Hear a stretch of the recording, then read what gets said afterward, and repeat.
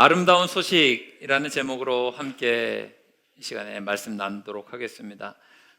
오늘 창립기념주일에 처음으로 초청받으신 분들도 너무 환영하고요. 또 오랜만에 교회 발걸음을 하신 분들이 계십니다. 또 그분들도 또 진심으로 환영하고 너무너무 반갑고 그렇습니다.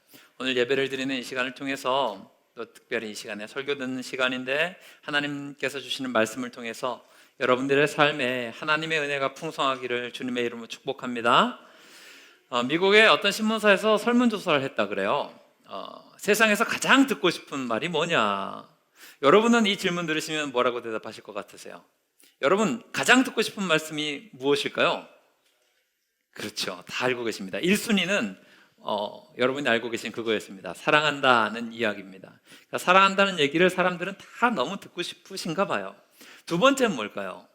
두 번째 2위 했던 사람들이 듣고 싶었던 말은 용서한다라고 하는 말이었답니다. 내가 너를 용서한다, 내가 너를 사랑한다 하는 이야기 너무나 귀하게 받는다 그래요. 세 번째는 그런데 좀 특이합니다. 세 번째 가장 듣고 싶은 말이 뭐냐? 그러니까 밥 차려놨다 밥 먹어라 이 얘기를 합니다. 그러니까 그 마음의 그 공고함 플러스 또 육신의 배고픔이 좀 있는 것 같아요. 근데 이 얘기를 들을 때 가장 기뻐한대요. 사랑해, 용서해, 밥 먹자. 참 인생을 살면서 귀한 이야기인 것 같습니다. 그런데 곰곰이 생각을 해보니까 이 세 가지가 복음 안에 다 들어가 있어요. 예수님께서 그러시잖아요. 내가 너를 사랑한다, 내가 너를 용서한다, 그리고 내가 생명의 떡이다, 이 이야기를 하셔요. 그러니까 사람들이 가장 듣고 싶어 했던 그 말과 여기에 대한 소망들이 복음 안에 다 들어가 있다고 해도 틀리지 않은 것 같습니다. 저는 오늘 이 시간에 복음에 관한 말씀을 좀 나누려고 하는데요. 이 복음이 오늘 설교의 제목과 똑같습니다. 복음은 뭘까요? 아름다운 소식이에요. 살면서 우리가 느끼는 영적인 갈망들이 있습니다. 아무리 물질들이 많이 풍요롭고 모든 여건들이 다 갖춰져 있다 하더라도 우리는 살아가면서 이런 것들을 느낍니다. 영적인 갈망들, 영적인 결핍들, 또 인생에 대한 공허함들, 이런 것들을 너무나 많이 느끼면서 살아가는 게 현대인들이거든요. 이것들을 채워주는 하나님의 은혜와 축복이 어디에 있느냐? 주님께서 우리에게 알려주신 복음 안에 있다라고 하는 것입니다.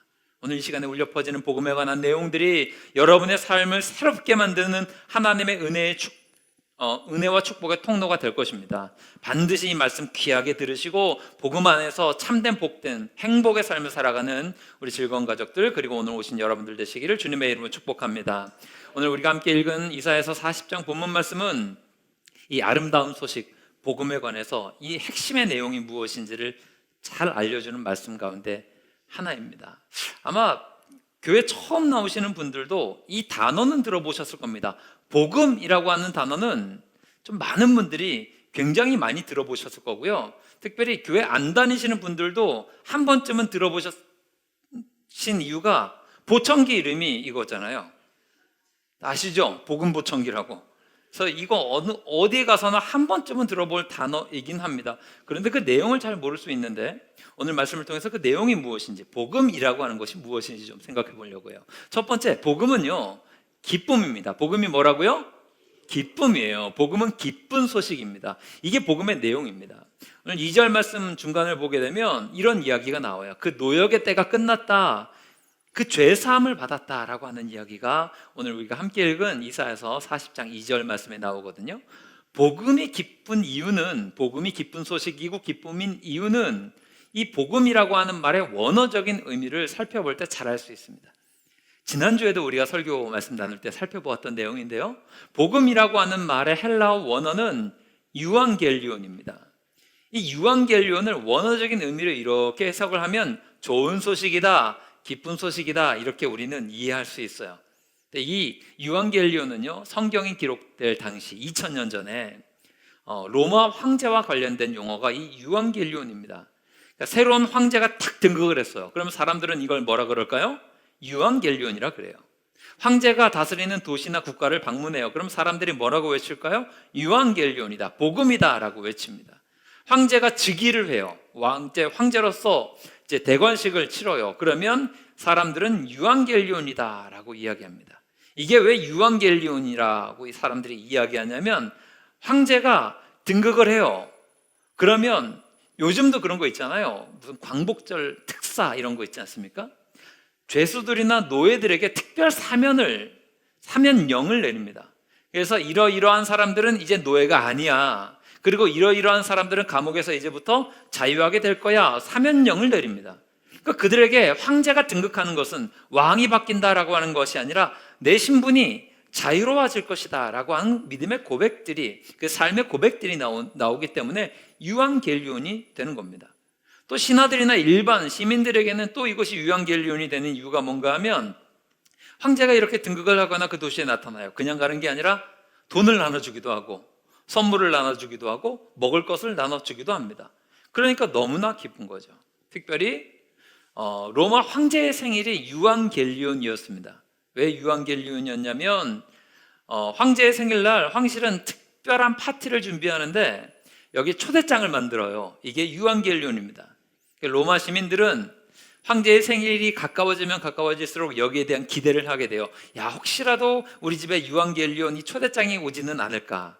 이게 무작위로 누구에게 가는지 모르게 일부 사람들에게 전달되는 초대장이었는데 이게 왜 대단한가 하면 이 초대장을 받으면 황제의 파티에 들어갈 수 있죠.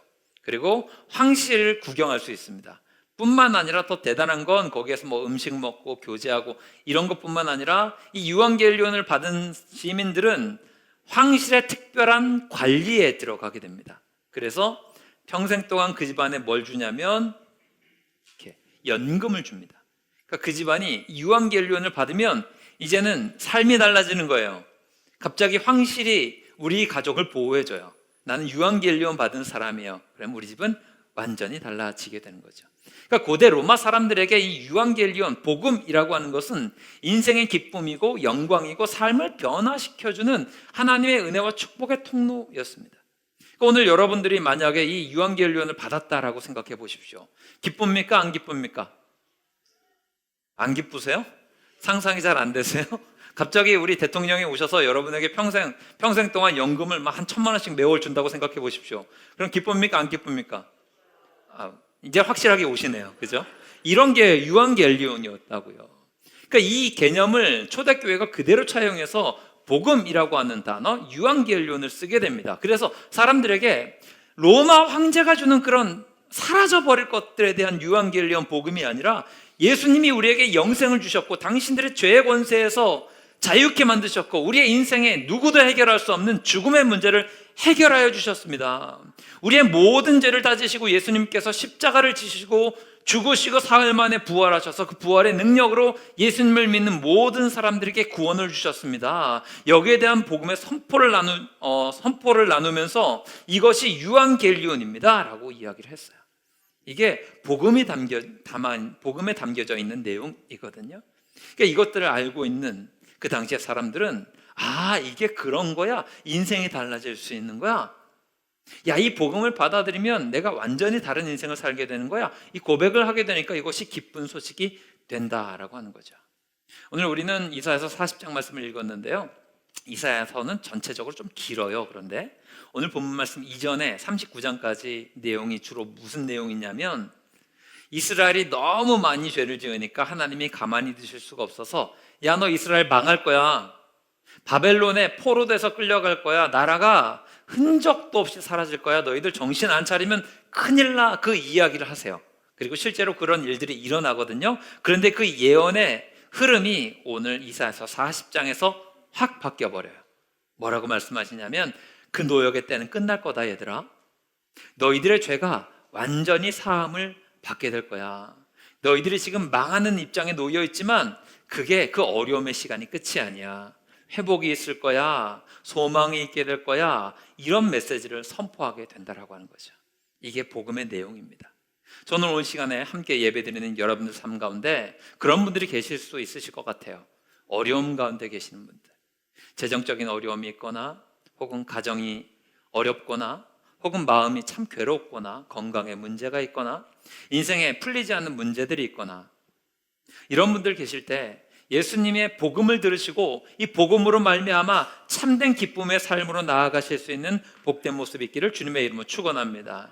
그러니까 예수님께서 하셨던 사역들을 잘 보시면 주로 건져주시고 회복시켜주시고 다시 한번 일어나게 만드시는 사역이었어요.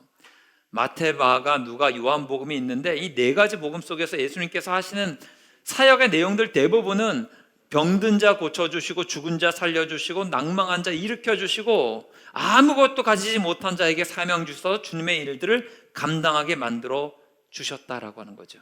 지금도 마찬가지예요. 예수님 믿는 사람들에게 예수님이 주시는 은혜가 무엇입니까? 복음의 소식들 가운데 하나가 무엇입니까?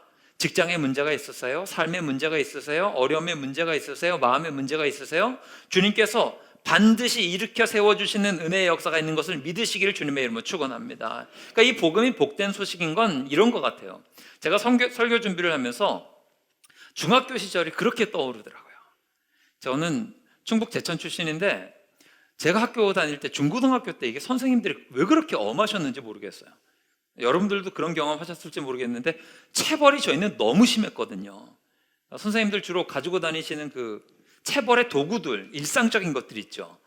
주로 많은 선생님들이 그 당구 큐대 아십니까? 다 웃으시는 거 보면 한두 번쯤은 무조건 맞아보시거나 보시긴 하셨을 거예요. 당구 큐대 많이 가지고 다니시고 또 흔하게 구할 수 있는 것 중에 하나가 그 대걸레 자루, 대걸레 자루 이렇게 해가지고 그걸로 이렇게 체벌을 하기도 하고 그 조금 특별하신 선생님들 계세요. 목공소 찾아가시는 분들도 계세요. 목공소 찾아가서 긴 나무에다가 또 그 한문으로 정신봉 이렇게 쓰십니다. 뭐 이렇게 하시려고 하세요.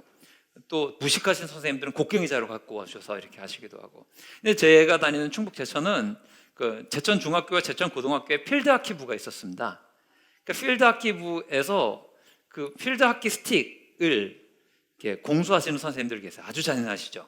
필드 하키 스틱이 굉장히 무서운 건 뭔가 하면 나무 재질 자체가 단단할 뿐만 아니라 반대편 한쪽 면과 한쪽 면의 모양이 다릅니다. 한쪽 면은 둥글고요, 다른 쪽 면은 판판합니다. 그래서 이렇게 엉덩이에 이렇게 딱 때리면 이 스틱이 찰싹하고 잘 붙어요. 얼마나 아픈지 모릅니다. 제가 중학교 3학년 때 저희 담임 선생님께서 수학 선생님이셨는데 좀 체벌이 심하셨던 분이셨어요. 그러니까 엄청 엄하기로 악명이 높으신 분이었는데 저희는 중학교, 고등학교 올라갈 때 이게 시험을 봐서 이렇게 들어가는 학교였거든요. 그러니까 월말고사를 매월 봅니다. 그리고 월말고사 성적이 떨어지면 떨어진 등수대로 1등이 떨어졌어요. 그럼 몇 대 맞을까요? 그냥 상식적으로 다 알고 계시죠. 5등이 떨어졌습니다. 그럼 몇 대 맞을까요? 5대를 맞게 되는 겁니다. 근데 이상하게 그달이었습니다. 반 전체적으로 성적이 다 떨어진 거예요. 그래서 선생님이 월말고사 성적 가지고 와서 이렇게 맞는 학생들이 많았습니다. 제 기억으로는 제가 한 10등 정도 떨어졌거든요. 그러니까 몇 대 맞아야 될까요? 이미 긴장이 되죠. 근데 저보다 이제 앞서서 8명, 9명 정도가 기다리고 있었는데 저는 10대가 예약되어 있는 9번째 순서 정도 되었습니다. 이제 제 차례가 되어서 딱 엎드리고 너 몇 등 떨어졌어? 10등 떨어졌습니다. 몇 대 맞을 거야? 그거 묻죠, 그죠? 저는 마음으로는 한 대 맞고 싶은데 한 대 맞겠다 그러면 더 혼나니까 10대 맞겠습니다. 근데 4대를 텅텅 때려요. 정말로 견딜 수 없이 아팠는데 4대쯤 때리시더니만 스틱을 내려놓으셨어요. 하키 스틱으로 때리셨는데 딱 내려놓더니만 야, 힘들다, 들어가. 제가 어떤 마음이신지 아시겠죠? 저는 그게 복음이라고 생각이 들더라고요. 앞에 있는 애들이 너무 많이 떨어진 거예요. 그래서 너무 많이 맞아서 선생님이 때리다가 지치셔갖고 전 4대 때리시더니만 들어가 그러시더라고요. 이게 형용할 수 없는 복음이고 기쁨이었습니다. 저뿐만 아니라 제 뒤에 서 있는 애들은 어땠을까요? 완전히 행복했겠죠. 너무 신나서. 복음이 그런 것 같습니다. 내 힘으로 감당할 수 없는 것들이 있는데 어느 순간 탕감받는 거예요. 내 힘으로 감당할 수 없는 죄의 문제가 있는데 예수님께서 십자가 은혜로 말미암아 우리를 자유하게 만들어 주시는 거예요. 그러니까 이 복음의 능력을 알고 있는 그 사람들은 마음 가운데 뭐가 있을까요? 기쁨이 넘칠 수밖에 없어요. 야, 이건 도저히 내 힘으로는 감당할 수 없는 것이었는데 예수님께서 날 대신해서 그 일들을 다 감당해 주시고 나를 자유하게 만들어 주셨구나, 나를 도와주시는구나, 나를 건져 주시는구나, 이 믿음의 고백들이 있다 보니 기쁠 수밖에 없어요. 우리가 찬양하고 막 예배 전에 기쁘게 찬양하고 막 하잖아요. 왜 그럴까요? 이게 다 거기에 대한 표현이에요. 저는 그 미국에 있는 교회들이 좀 관심이 좀 요즘에 많이 갑니다. 더더욱 많이 갑니다. 미국의 성장하는 교회, 부흥하는 교회들은 어떤 것인가? 주로 종종 요즘에는 직접 가보지 않아도 온라인이 너무 잘 돼 있어서 유튜브로 찾아가 보면 다 알 수 있잖아요. 그 가운데서 요즘에 제가 인상적으로 주목하고 있는 교회가 하나 있어요. 라이프 닷 처치라고 하는 교회가 있습니다. 이 교회가 굉장히 성공적으로 복음을 잘 전하는 성장하는 교회 중에 하나입니다. 미국 전역에 교회 캠퍼스만 45개예요. 한 주일에 그 교회의 이름 안에 모이는 성도들이 8만 5천 명 정도 됩니다. 굉장히 큰 교회죠. 근데 제가 그 교회가 관심이 있어서 유튜브 예배를 들어가면서 이렇게 확인해 보니까 인상적인 게 뭔가 하면 제단이 넓어요. 넓은데 한 30명, 30명 정도 되는 성도들이 이렇게 앞에 나와서 그냥 찬양하는 겁니다. 주로 흑인들이 많은데 흑인들의 예배 분위기 대충 뭔지 여러분 떠오르시면 아시겠죠? 앞에 인도자가 하나님을 찬양합시다 그러면 우리는 그냥 하나 된 모습으로 아멘 하는데 여기는 중구난방이에요. 그럽시다 막 이러면서 막 이야기를 하면서 찬양을 해요. 근데 흑인 특유의 문화가 있는데 인상적인 건 뭔가 하면 그 모든 찬양하는 사람들이 너무 기뻐서 감당할 수 없는 기쁨에 막 하나님을 높이고 찬양하는 모습이 있는 거예요. 회중석은 또 더합니다. 앞에 있는 분들은 막 이러는데 뒤에 회중석 한번 비치면 회중에 있는 남녀노소를 불문하고 심지어 연세가 들어 보이시는 분들까지 손 들고 막 춤추면서 찬양하시고 기쁘면서 찬양하시고 그래요. 제가 요즘에 그 라이프 닷 처치 예배 현황을 보면서 야, 복음의 핵심이 이런 거구나. 정말 복음을 알고 있는 사람들은 어떠한 형식도 없이 하나님을 향해서 기쁘게 예배를 드리는구나. 이것이 복음의 능력이구나. 이런 생각을 합니다. 저는 우리 즐거운 가족들뿐만 아니라 오늘 예배 오신 여러분들에게 이 복음의 감격과 기쁨이 풍성하게 넘쳐날 수 있기를 주님의 이름으로 축원합니다. 저는 감사한 것은 우리 교회 여러 가지 모양으로 섬기시는 분들이 많습니다. 근데 그럴 때 교회에서 월급 주고 막 이런 거 아니거든요. 그런데 섬기시는 모습을 보게 되면 다 기쁨으로 섬겨주세요. 오늘 밖에서 주차하시는데 가장 힘든 자리에서 우리 주차하시는 우리 차 권사님, 김 집사님 다 열심히 하시는데 제가 잠깐 보는데 얼마나 힘들까 싶어요. 그런데도 기쁨으로 그렇게 하시더라고요. 이유가 뭘까요? 하나님 주시는 복음의 기쁨이 그 감격이 그 안에 있기 때문에 그래요. 오늘 우리 즐거운 교회 가족분뿐만 아니라 모든 교회 오신 여러분들 복음의 능력을 경험하셔서 복음이 주는 참된 기쁨 가운데 거하시는 복된 모습이 있기를 주님의 이름으로 축원합니다. 두 번째로 살필 것은 이거예요. 복음의 핵심은 항상 예수님입니다. 복음의 핵심은 어디에 있다고요? 예수님에게 있어요. 3절부터 5절까지의 말씀은요, 회복에 관한 예언의 말씀입니다. 특별히 3절에 외치는 자의 소리 이렇게 하면서 말씀이 나오는데 이게 마태복음에 넘어가면 세례 요한에 관한 말씀이다 이렇게 얘기를 하는데요. 이 회복에 관한 말씀들이 두 번에 걸쳐서 일어나는 것을 역사 속에서 보게 됩니다. 그러니까 회복될 거야 라고 이사야 선지자가 예언을 했거든요. 그리고 실제적으로 회복이 일어나요. 언제 회복이 일어나냐면 이스라엘이 바벨론에서 70년 동안 포로 생활하고 있다가 고레스라고 하는 왕이, 페르시아의 왕이 바벨론을 점령합니다. 그리고 나서 어떤 칙령을 내리냐면 지금 포로되어 있는 이스라엘 백성들, 가고 싶은 사람들 다 집으로 돌아가라고 하는 칙령을 내려요. 그래서 이 고레스 칙령으로 인해서 이스라엘 백성들이 포로된 상태에서 다시 자기의 고향으로 돌아오고 회복되는 은혜를 경험하거든요. 이게 1차적인 회복의 예언의 이루어짐, 성취입니다. 그런데 문제는 이게 불완전해요. 왜 불완전하냐면 돌아와서 회복의 은혜를 경험한 다음에 이스라엘 백성들이 또 죄를 지었을까요? 안 지었을까요? 지었습니다. 안타깝게도. 우상 숭배했을까요? 안 했을까요? 했습니다. 그렇게 해서 다시 한번 또 나라가 무너지게 되는 거예요. 로마의 나라 빼앗기고 비참한 역사를 또 반복하게 됩니다. 근데 두 번째 회복에 대한 예언이 이루어지게 되는 게 예수님에 이르러서입니다. 예수님께서 이 땅에 오셔서 십자가 지시고 온전한 회복과 구원을 이루시게 되면서 구원의 길을 열게 되셨을 때 그 이후로부터는 죄와 이런 죽음의 문제 속에서 우리는 넘어지지 않게 된다라고 하는 거죠. 고레스로 인한 회복은 반쪽짜리입니다. 왜냐하면 죄로 무너졌기 때문에. 그런데 예수님 계시니까, 예수님이 그 모든 역사를 이루시게 되니까 더 이상 우리는 죄와 어둠과 죽음의 문제 속에서 넘어지지 않게 된다라고 하는 거죠. 그래서 복음의 핵심은 항상 예수님에게 있습니다. 그래서 저는 여러분들에게 권면합니다. 이 땅을 살아가실 때 항상 예수님을 여러분의 삶의 중심에 두시기를 바랍니다. 그러면 흔들리지 않아요. 그러니까 마치 이런 거예요. 예수님 없어도 살아가긴 살아가실 수 있으실 거예요. 근데 좀 밋밋하지 않습니까? 여러분 설렁탕 좋아하세요? 안 좋아하시는군요. 저는 설렁탕을 좋아합니다. 설렁탕 좋아하는데 설렁탕 그냥 드시면 드실 수 있으실까요? 드실 수 있는 분이 몇 분이 계십니다. 근데 주로는 밍밍해서 잘 못 먹죠. 설렁탕 드실 때 여러분 어떻게 하시죠? 네, 소금 치시고 뭐 다대기를 넣으시거나 양념을 넣으시죠. 우리의 삶 가운데 마찬가지인 거예요. 예수님이 우리의 삶 가운데 들어오시면 맛이 나게 되어 있습니다. 살 맛이 나고요, 믿을 맛이 나고요, 예배드릴 맛이 나게 됩니다. 왜냐하면 그분은 생명의 근원이시니까 그래요. 그래서 복음의 중심엔 항상 예수님이 계세요. 그러니까 여러분 교회 나오실 때에 누구를 항상 염두에 두셔야 되냐면 예수님을 염두에 두셔야 돼요. 예수님이 내 삶 가운데 찾아오셔야 되고 내 마음 가운데 찾아오셔야 되고 내가 예수님을 믿어요, 예수님 날 좀 도와주세요, 이런 기도와 고백들이 있게 될 때에 그 가운데서 하나님 주시는 놀라우신 은혜가 풍성하게 넘쳐날 것을 믿는 우리 모두가 되기를 주님의 이름으로 축원합니다. 그러면 왜 예수님이냐? 왜 예수님이냐? 예수님이 오셔야 되는 이유는 좀 역설적이게도 우리 인간이 너무 불완전하기 때문에 그래요.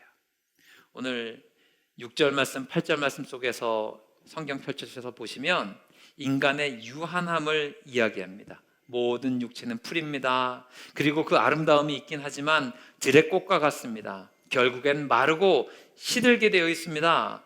영원한 게 하나가 있는데 하나님의 말씀입니다. 이 고백을 해요. 오늘 우리가 읽은 본문 말씀 6절부터 8절까지는 인간의 무능과 인간의 유한함을 이야기합니다. 그래서 우리 인간은 참 대단한 것 같아 보여도 홀로 설 수 있는 존재가 못 돼요. 우리의 인생엔 항상 예수님이 필요해요. 외국인들이 우리나라 말을 배울 때 이해하지 못하는 몇 가지가 있답니다. 가장 흔한 것, 문 닫고 나가라. 이걸 이해를 못한대요. 문을 닫고 어떻게 나가냐는 거죠. 이 사람들은 이제 논리적으로 언어를 배우는 사람들이니까 우리는 그냥 삶에서 그냥 체득해서 문 닫고 나가! 그러면 뭔 소리인지 아는데 논리적으로 문을 닫고 어떻게 나갑니까? 라고 어설픈 말로 묻는다 그래요. 또 이상하게 생각하는 말 중에 하나가 뭔가 하면 머리 깎아라. 죽는 거 아니냐. 우리는 그냥 논리적으로 따지면 그 말이 맞죠. 근데 머리 깎아 그러면은 그냥 이발하는 건데 미용실 가는 건데 이걸 이해가 안 된다 그래요. 그 가운데 아주 독특한 것 중에 하나가 뭔가 하면 욕은 욕 같은데 왜 욕인지 이해가 안 되는 게 하나가 있대요. 이게 잘 먹고 잘 살아라입니다. 이게 그 사람들 생각으로는 이게 블레싱이지, 이게 축복이지, 왜 욕이냐. 잘 먹어라, 잘 살아라, 이게 어떻게 욕입니까? 축복이지. 그러니까 여러분들, 제가 여러분 가정에 신방하고 마치는데 인사할 때 잘 먹고 잘 사세요 이렇게 이야기하면 여러분 최 목사 얼굴 안 보실 거 아닙니까? 욕이잖아요. 근데 외국인은 이걸 이해를 못 하겠대요. 그런데 어떤 분이 이걸 이렇게 설명하는데 참 공감이 되더라고요. 잘 먹고 잘 살아가 욕인 것은 우리 민족이 굉장히 고도로 발전된 민족이기 때문에 이게 욕이라는 거예요. 왜냐? 그 안에 생략된 뉘앙스들이 있는 거죠. 왜 잘 먹고 잘 살아라가 욕인가 하면 우리 민족은 알고 있어요. 스스로의 힘으로 살아갈 수 있는 사람은 아무도 없다는 거예요. 이게 무슨 얘기인가 하면 잘 먹고 잘 살아라는 너하고 나하고 관계를 끊고 혼자 이기적으로 살아봐라. 잘 되나? 이 뉘앙스가 다 담겨져 있는데 생략하고 잘 먹고 잘 살아라만 남아 있는 거예요. 그러니까 그 안에는 어떤 의미가 들어있냐면 인생은 혼자 뛰면 됩니까? 안 됩니까? 안 되는 게 인생이라고 하는 것을 알고 있는 우리 조상의 지혜가 그 욕 안에 담겨져 있다는 거예요. 그러니까 욕 안에 지혜가 담겨질 이유가 있을까 싶긴 한데 너 내 도움 없이 혼자 뛰려고 했지, 내 등쳐먹고 혼자 뛰려고 했지, 그래 한번 보자, 잘 먹고 잘 사나. 이 이야기가, 이 마음, 이 생각이 들어있다는 거죠. 그러니까 인간은요 누구도 마찬가지예요. 혼자선 뛸 수 있는 존재가 없어요. 다 도움이 필요해요. 우리는 정말 대단한 존재 같지만 사실은 전적으로 타락한 존재이고 혼자서 아무것도 할 수 없는 존재입니다. 풀같이 연약한 존재라서 하나님이 돕지 않으시고 은혜 주시지 않으시면 아무것도 못해요. 그래서 우리에게는 예수님이 필요합니다. 내 능력으로 할 수 있는 아주 작은 것에 비하면 예수님이 하실 때 놀라운 일들이, 놀라운 역사들이 얼마든지 풍성하게 나타날 수 있기 때문에 그래요. 오늘 저는 여러분들에게 권면합니다. 능력 많으신 그 예수님 의지하시기를 바랍니다. 인간의 능력이 대단한 것 같아 보여도 예수님이 함께하지 않으시면 우리는 아무것도 못합니다. 거기에 비하면 별거 아닙니다. 저는 캐나다에 가보진 않았지만 그 캐나다에 관해서 들었던 가장 인상적인 얘기 중에 하나가 캐나다 주요 도시 중에 그 캘거리라고 있습니다. 그죠, 집사님? 캘거리 집사님 다 들어보셨죠? 아마 저보다 이재보 집사님, 안우숙 집사님 그 캐나다에서 사셨기 때문에 더 잘 아시리라 생각합니다. 그러니까 캐나다는 다 그렇죠. 캐나다 겨울은 굉장히 춥습니다. 근데 이 캘거리라고 하는 도시는 뭐 거기도 굉장히 추운 도시 중에 하나래요. 그러니까 엄청 추울 때는 영하 30도까지 막 내려간답니다. 그러니까 어떻게 삽니까? 근데 또 재밌는 건 30도까지 영하로 내려가도 또 살만하대요. 왜냐? 오늘은 한 영하 20도까지 떨어졌는데 하루아침에 또 갑자기 영상 10도까지 온도가 확 올라간대요. 이게 저는 신기하거든요. 어떻게 하루 이틀 사이에 뭐 며칠 상간에 온도가 30도 정도, 40도 정도 차이가 날 수 있는가? 희한하단 말이죠. 왜 그러냐? 이유를 찾아보니까 로키 산맥이라는 게 거기에 있잖아요. 그러니까 이 로키 산맥이 있는데 이 산맥이 있다 보니까 우리나라 그 태백 산맥이 있는 그쪽하고 똑같아요. 그 높새바람이라고 하는 게 분답니다. 그러니까 산맥이 바람이 넘어오는 것을 막고 있는데 반대편에 뜨거운 바람, 이걸 치누크라고 그러죠. 높새바람. 이 치누크가 휙 하고 불면 한 2, 3일 정도는 굉장히 추울지 몰라도 이 따뜻한 바람이 한번 쑥 불어서 도시를 휙 덮치면 갑자기 온도가 올라가서 영상 10도까지도 올라간다 그래요. 그래서 겨울에도 좀 살만하고 버틸만 하답니다. 여러분 한번 생각해 보겠습니다. 영하 20도의 한 도시를 전체 도시가 영상 10도가 되게 만들려면 얼마나 많은 시간과 돈이 필요할까요? 아무리 돈이 많은 사람도 아마 쉽지 않을 겁니다. 지금 우리가 갑자기 날씨가 막 뜨거워졌잖아요. 이렇게 한 하루에도 영상 30도까지 올라가는 날씨인데 이거를 영상 25도, 한 5도 정도를 이 지역의 도시에 온도를 내리려고 한다면 우리는 에어컨을 얼마나 틀어야 될까요, 여러분? 아마 상상도 하지 못할 겁니다. 그런데 하나님께서 바람을 한번 쑥 하고 불어주시면 에어컨 수천 대요, 수만 대요, 우습죠. 금방 내려갑니다. 인간은요, 뭐든지 다 할 수 있는 것 같아 보이지만 사실 하나님이 하시는 일에 비하면 아무것도 아닙니다. 계절의 변화를 느끼실 때마다 이것들을 좀 생각해 보셨으면 좋겠어요. 우리가 구원에 관한 문제도 마찬가지인 것 같아요. 예수님을 믿지 않는 분들이, 많은 분들이 이렇게 이야기합니다. 구원받고 천국 가는 것, 천국 가는 삶, 착한 일 많이 하면 되잖아. 죄 안 짓고 내가 도를 많이 쌓으면 되잖아. 이렇게 생각하시는 분들이 계십니다. 근데 여러분, 죄성을 가지고 있는 인간이 아무리 노력하고 아무리 애써도 영하 30도의 날씨를 막 힘쓰고 애써서 1, 2도 올리는 정도 수준밖에 되지 않아요. 우리가 아무리 애를 쓰고 막 힘을 써도 도시의 영하 30도의 도시를 영하 29도 정도로 만들 수는 있을 것 같습니다. 그런데 그게 뭐합니까? 결국에는 똑같은 겨울이죠. 1도 올라갔다고 뭐 대단하게 추위가 사라지는 게 아닙니다.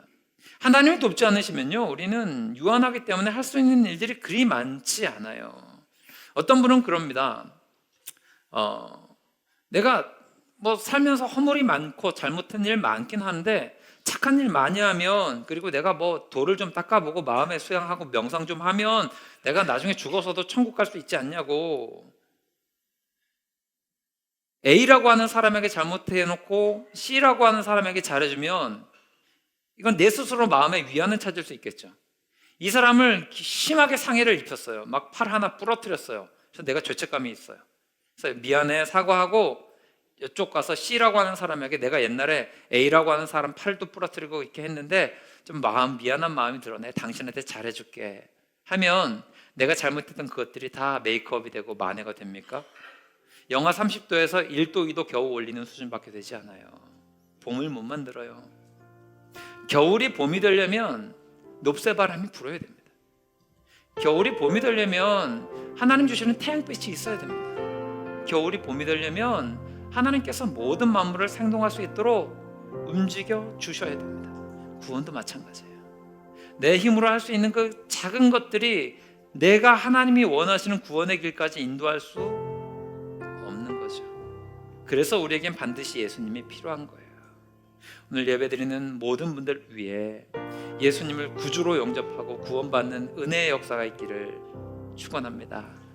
말씀 정리할게요. 복음은 아름다운 소식이에요. 그 안에 우리를 살리시는 기쁨이 있는 거죠. 이 복음을 아는 여러분들 위해 구원의 은혜가 풍성하게 넘쳐나기를 축복합니다. 기도하겠습니다.